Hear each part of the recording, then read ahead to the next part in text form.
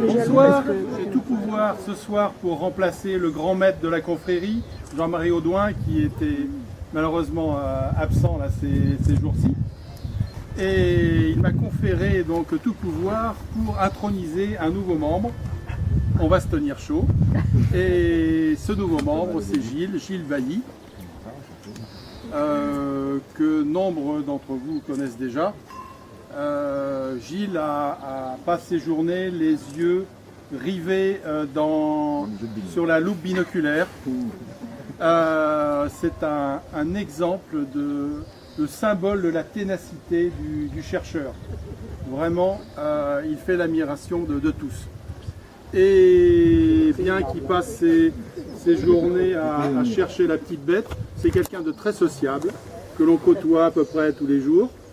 Et pour cette raison, donc, nous allons l'introniser dans la confrérie. Après qu'il ait prêté serment. Prêter serment tout haut. Alors, non, ça se fait pas comme ça. Tu répètes après moi. Je m'engage à dire du bien des dinosaures en général. Et des sauropodes en particulier. Eh bien, de par les pouvoirs que me confère le grand maître de la confrérie, nous te faisons grand patient, eu égard à tes travaux. Un nouveau membre. On nous annonce dans les temps à venir l'intronisation d'un membre féminin qu'on aurait dû accueillir ce soir, qui ne pouvait pas être là, mais qui sera là début décembre. J'ai eu des échos comme quoi c'était quand même une confrérie un peu trop masculine. Comptez sur moi. On va rééquilibrer dès les prochaines séances. Est-ce que tu peux donner le nom de chacun des illustres Avec leur titre. Le grand imagier, la grande bacchante, le grand patient. Raoul. Le grand maître des théropodes, notre grand-mère, le grand chaussier, tout est grand de toute façon, pas moi ici, le grand saucier évidemment, le grand chambellan. Non. Le grand oui. taupier. Non mais lui. Non, ici, le grand taupier qui cette année a une pelle mécanique. Il est heureux. Cadeau de Noël. Merci monsieur le Catoumat.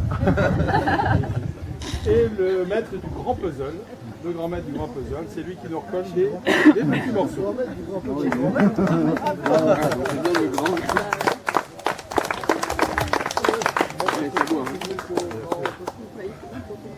Alors c'est vrai qu'on a eu de la peine le mois dernier parce que il y a un membre qui nous a quittés, notre grand sage, qui était André de Benat, grand préhistorien, grand ami, et président d'ailleurs de l'association Paléo-Charente, et qui laisse beaucoup de ses anciens étudiants orphelins. C'était un type extraordinaire, et je pense qu'on aura l'occasion encore de parler de lui très longtemps, de ses travaux et puis de son avis. Il est un peu avec nous, ce soir. Donc on vous convie à cet apéritif, et puis alors le grand saucier nous a installés dehors ce soir. Ça c'est une très bonne idée avec cette belle soirée d'été. La semaine dernière on n'y croyait pas, tu nous aurais dit qu'on s'installait dehors, on s'est mis avec les bottes. Cette année l'association a dépensé une somme folle en achetant des bottes aux fouilleurs, et comme ils s'enfonçaient jusqu'aux genoux, elle a dit bon, on va quand même faire quelque chose pour eux. On a vu la facture.